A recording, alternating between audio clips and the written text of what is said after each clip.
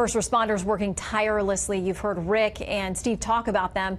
As residents who tried to weather the storm find themselves, many of them in dangerous situations, now they need to be rescued.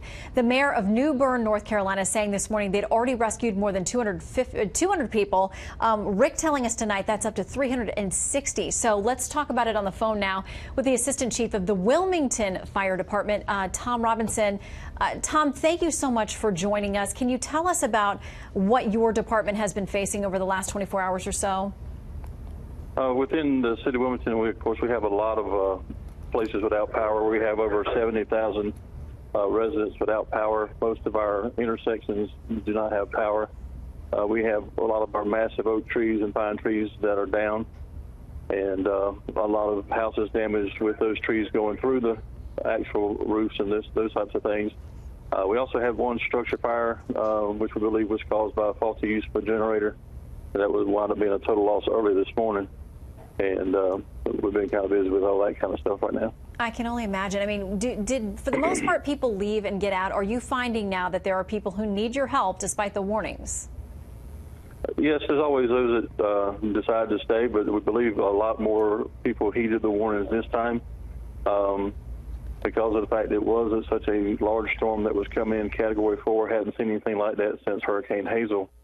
And I think a lot of people just were really concerned. And so a lot of them did heed that. A lot of them we moved into shelters, which is a little bit safer for them, but then there were always those that were going to stay home. And so then those are the ones that wind up needing our help when it's all said and done. What is it like for the men and women of your department? You all, most of you probably have families and homes and things that you have personal worries about, but you are answering the call and you are out there around the clock helping folks. How's everybody doing? We're doing really well. Our B shift has actually been on for the last 3 days, and hopefully we will be getting off in the morning about lunchtime tomorrow. And they'll get a chance to finally go home and survey any damage that they may have and start getting their houses back to normal. But it is, it is trying. We're separated from our families, and most of our families evacuate and move, away far where they're safe, and we don't really have to be concerned about them being here. So that makes it a lot easier for us to do it. But then, like I said, we pulled a long 72-hour shift, and everybody's ready to get off tomorrow and get home and kind of get their lives a little bit back to normal. Yeah, you need some rest and to look in on your own folks. The Wilmington Police Department put out this tweet about a curfew saying, news alert, city and county to begin curfews tonight. New Hanover County, North Carolina, New Hanover County and the city of Wilmington are issuing an order for curfews to begin tonight, Friday, September 14th at 10 p.m. Curfews are in effect from 10 p.m. till 6 a.m. until further notice. Have you seen folks complying with that? How does it help your efforts if those streets are clear tonight? Most people really do comply with the curfew, and it just keeps them off the road in the dark. When you can't see the down power lines, you can't see some of the trees. You may drive through some high water areas because you just couldn't see them. Now the power out, as much power as we have any street lights, no stop lights, so that normal light that you're used to is not here.